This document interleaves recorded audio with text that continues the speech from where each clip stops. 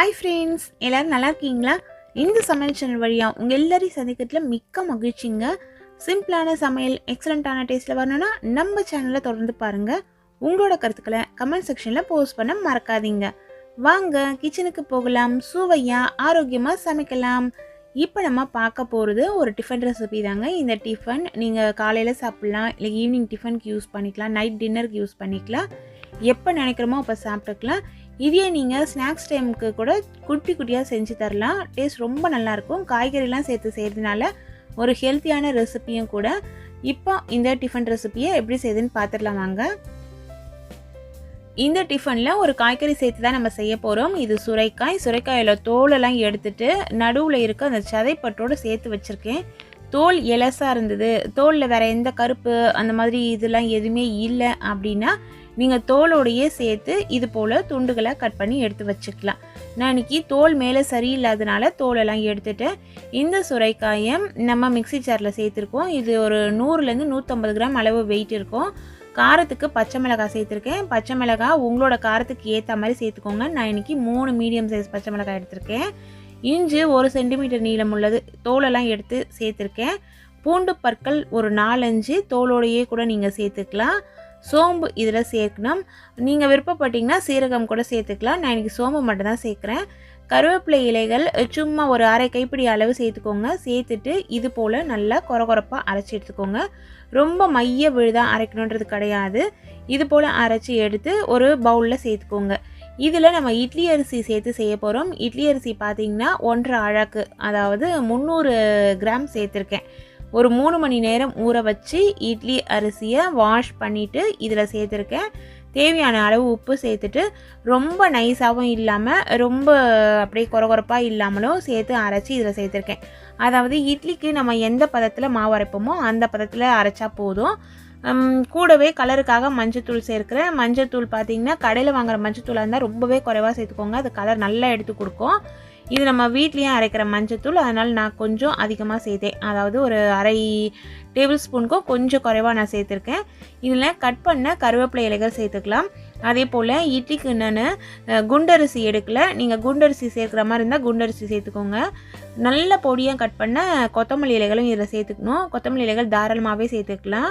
நல்ல ஒரு மீடியம் சைஸில் இருக்கிற வெங்காயம் நல்லா பொடியாக கட் பண்ணி எடுத்து அதை இதில் சேர்த்துருக்கேன். இது பெரிய வெங்காயம் தான்.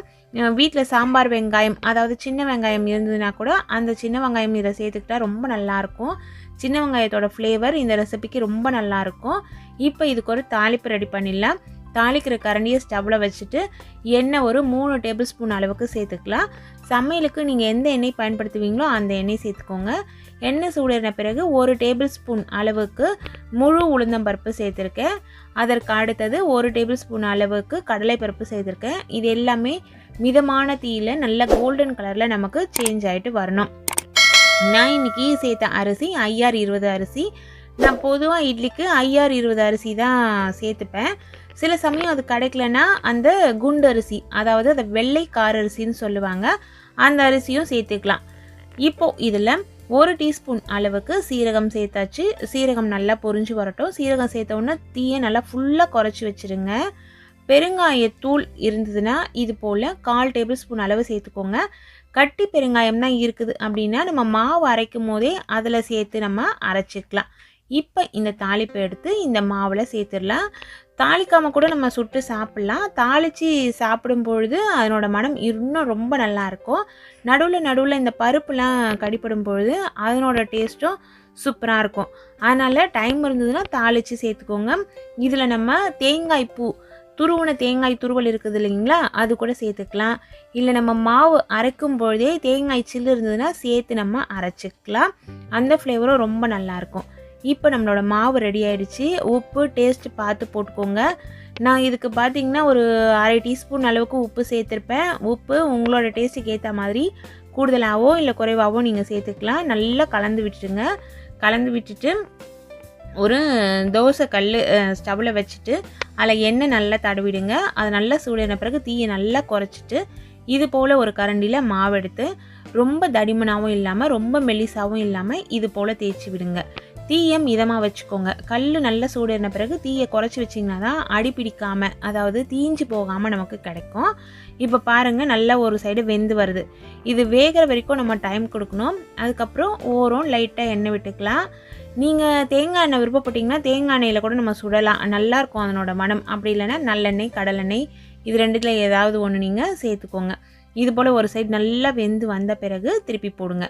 வேகிறதுக்கு முன்னாடி திருப்பி போட்டுட்டிங்கன்னா இது போல் உடஞ்சிரும். இது பிகினர்ஸ்க்காக காமிக்கணும் அப்படின்னு தான் நான் காமிச்சேன். அதனால நல்லா ஓரளவு நமக்கு ஓரம்லாம் செவந்து ஒரு கோல்டன் ப்ரௌன் கலரில் வரும். அதுக்கப்புறம் திருப்பி போட்டிங்கன்னா இது போல் நமக்கு ரவுண்டாக கிடைக்கும். இது அடை அப்படிங்கிறதுனால வேகிறதுக்கு கொஞ்சம் டைம் எடுக்கும். நம்ம அவசரப்பட்டு திருப்பி போட்டுட்டா அப்போ உடஞ்சது பார்த்திங்களா, அதே மாதிரியே உடஞ்சிரும். அதனால் நீங்கள் நிதானமாக இதை இது போல் சுட்டு எடுத்துக்கோங்க. இதையே நீங்கள் குழிப்பணியார கல்லில் கூட ஊற்றி குழிப்பணியாரமாக செஞ்சு கூட கொடுக்கலாம். அது ஈவினிங் டைமில் ஸ்நாக்ஸ்க்கு பசங்களுக்கு கொடுக்கறதுக்கு ரொம்ப ஒரு ஈஸியான ஹெல்த்தியான டிஃபனாக இருக்குங்க. சுரைக்காயை இது போல் நம்ம செஞ்சு கொடுக்கும்பொழுது சுரைக்காய் பிடிக்காதவங்க கூட சாப்பிட்ருவாங்க. இந்த அடை சுரைக்காயில் தான் செஞ்சது அப்படின்னு யாராலுமே கண்டுபிடிக்க முடியாது. இந்த அடையை அப்படியே வெறுமனவே நம்ம சாப்பிட்லாம், டேஸ்ட்டு சூப்பராக இருக்கும். அப்படி இல்லைன்னா நீங்கள் சாதாரணமாக நம்ம இட்லி, தோசை, பொங்கலுக்கெலாம் பயன்படுத்துவோம் இல்லைங்களா, சட்னி வகைகள், சாம்பார் வகைகள், குருமா, இப்படி எது வேணாலுமே சைட் டிஷ்ஷாக நம்ம யூஸ் பண்ணிக்கலாம். காம்பினேஷன் அட்டகாசமாக இருக்கும். இந்த ரெசிப்பியை இதே அளவுகளில் பக்குவம் மாறாமல் செய்யுங்க, டேஸ்ட்டு வேறு லெவலில் இருக்குங்க. இது போல் நல்ல நல்ல ரெசிபிஸ் தெரிஞ்சுக்கணுன்னா நம்ம சேனலை தொடர்ந்து பாருங்கள். சுவையாக சமைச்சு சாப்பிட்டுட்டு மகிழ்ச்சியாக வாழுங்க. சுவையாகவும் இருக்கணும், ஆரோக்கியமாகவும் இருக்கணும்னா நம்ம சேனலை பார்த்து சமைங்க. Thank you friends.